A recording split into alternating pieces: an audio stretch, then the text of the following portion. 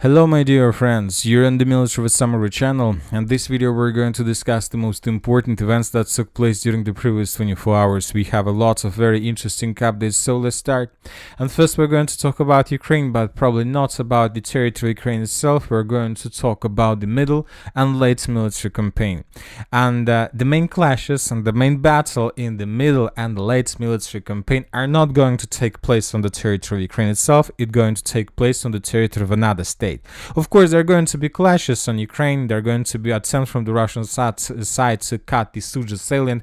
There are going to be attempts from the Russian side to improve their positions along the river of Oskol. Obviously, the Russians will continue attempt to take under control the city of Siversk, to encircle the city of Pokrovsk, and of course to finish the battle for the South Donetsk direction. But the main purpose for the Russians, in comparison with the previous period of time, are going to be just to show the dynamic that the Russians every single day are strengthening their positions. And on the other side, the main purpose of the Russians is to force and to show the world that Ukrainians are getting weaker and weaker, to show more videos of kidnapping people, to show more videos of a bloody and total mobilization, to show the world that Ukrainians are forced to reduce the age of mobilization, not even till the 18th, but maybe to 16th or 14th years old, like to show the desperate situation in Ukraine. And it's not very good idea to continue supporting this bloody regime. So this might be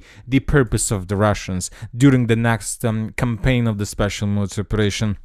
So this means that the battle is not going to take here. The battle is going to take place in Europe for the minds of people of this union.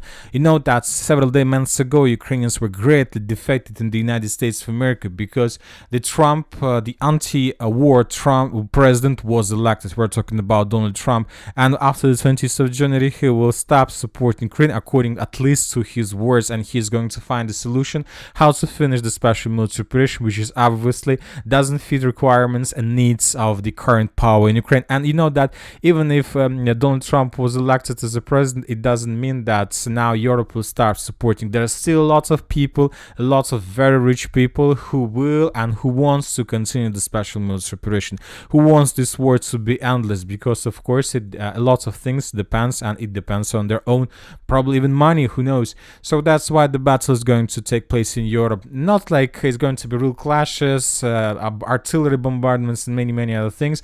The clashes are going to take place for Germany, for the chair of the Chancellor of Germany. And several days ago, as you know, there was a very interesting situation, very interesting event. On the 19th of December, the German President Steinmeier announced that he would dissolve the Bundestag on December 27th. In recent days, I have held discussions with the chairman of the parliamentary groups in the Germany Bundestag to ensure that there is no longer any prospect of a stable federal government with a parliamentary majority.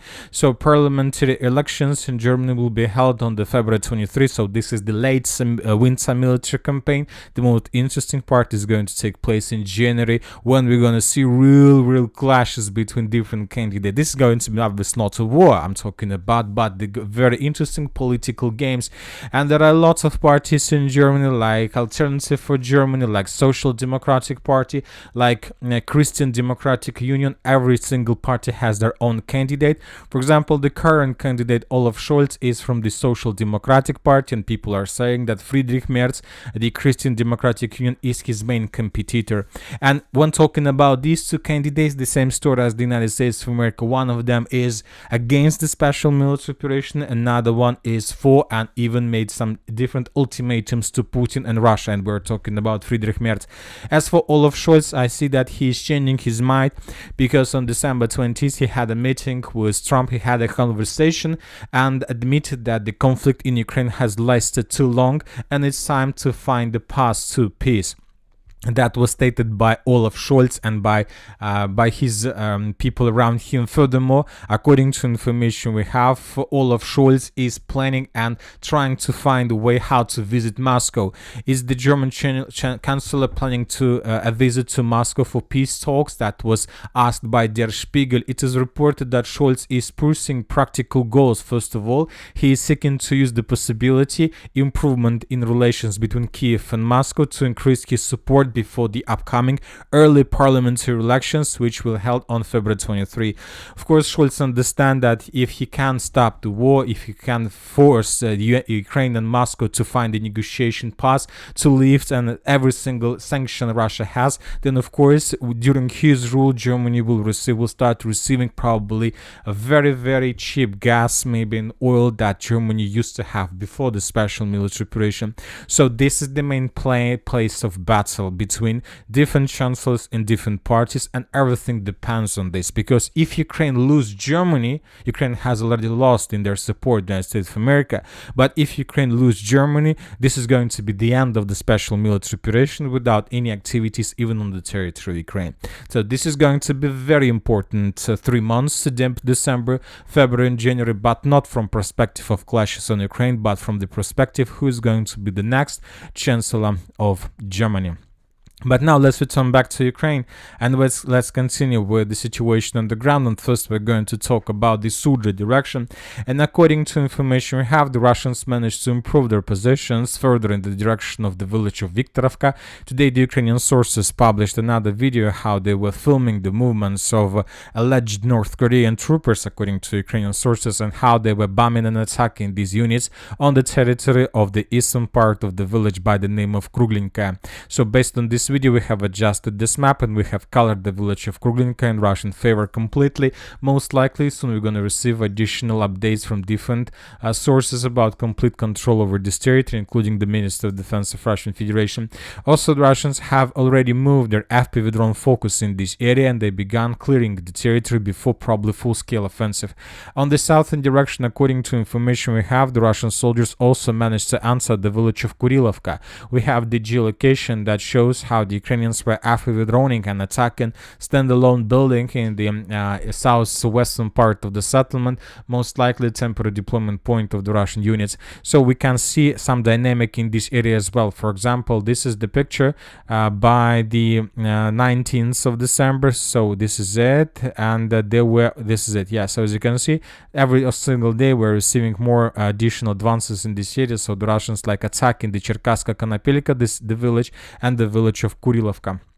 Now let's move further and let's discuss the situation in the central Kupiansk direction. And today we have colored the map. We have reduced the gap between the different mappers and the real situation on the ground. Today, different sources reported that the Russians managed to improve their position significantly on the territory of Lozova. That was stated by pro-Russian resources. Later, other pro-Russian resources reported that the assault aircraft of the 27th Brigade of the 1st Guard Tank Army entered Lozova. The fighting is already underway in the settlement itself. The fighting is heavy but successful. It is estimated that 66% of Lozova is already under complete control of Russian Federation.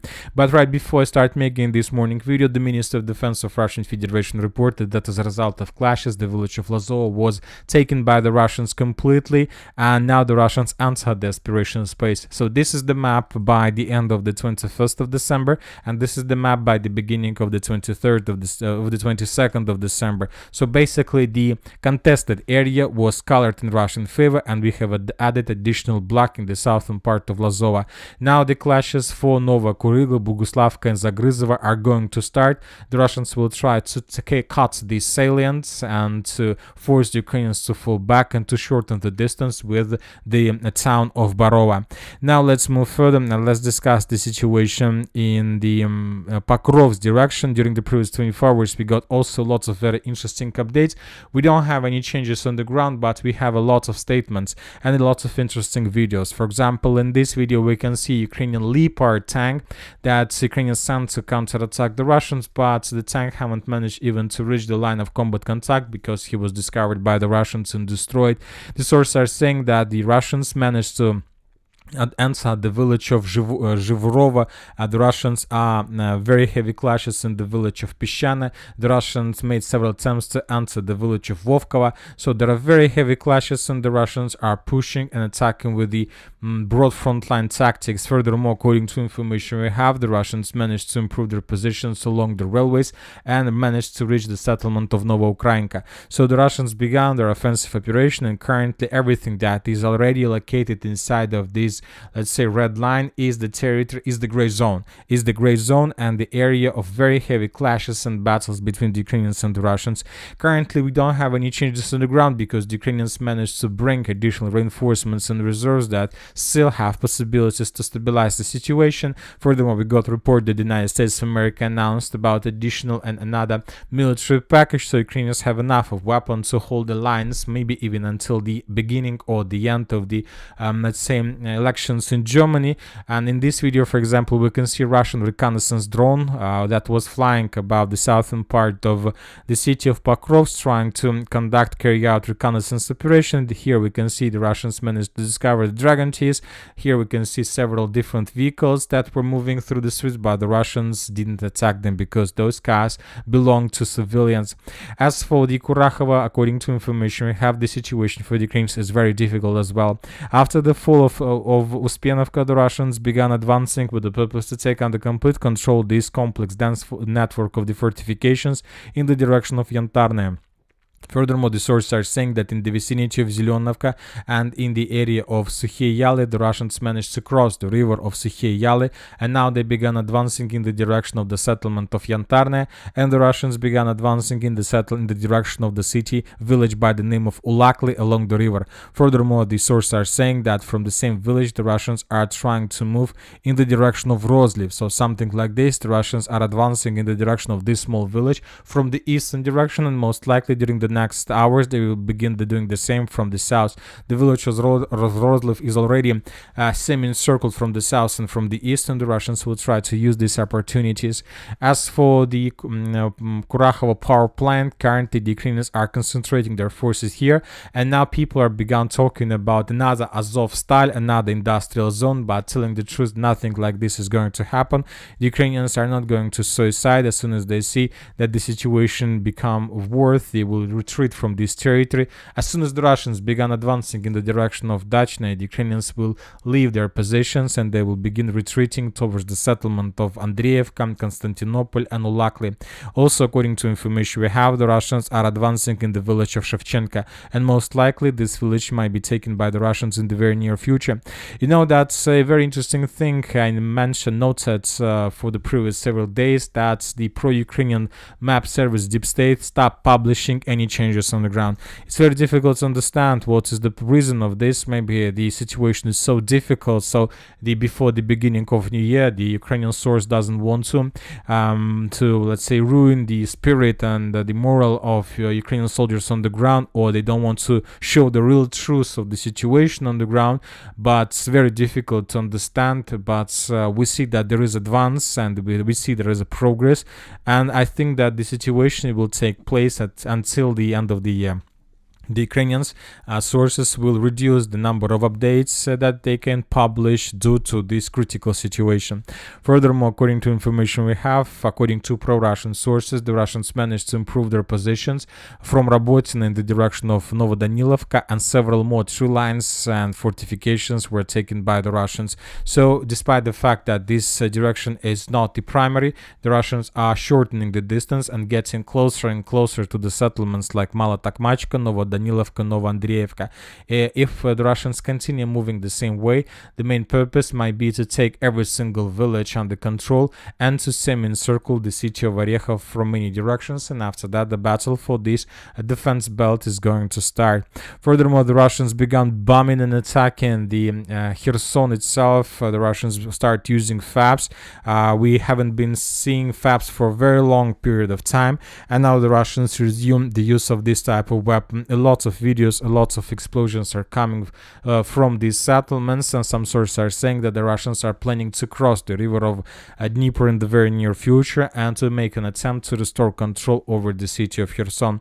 According to information we have, the Russians managed to secure positions along the Dachi and to take under control everything. Maybe this is the first step before the beginning of this operation as well. Who knows?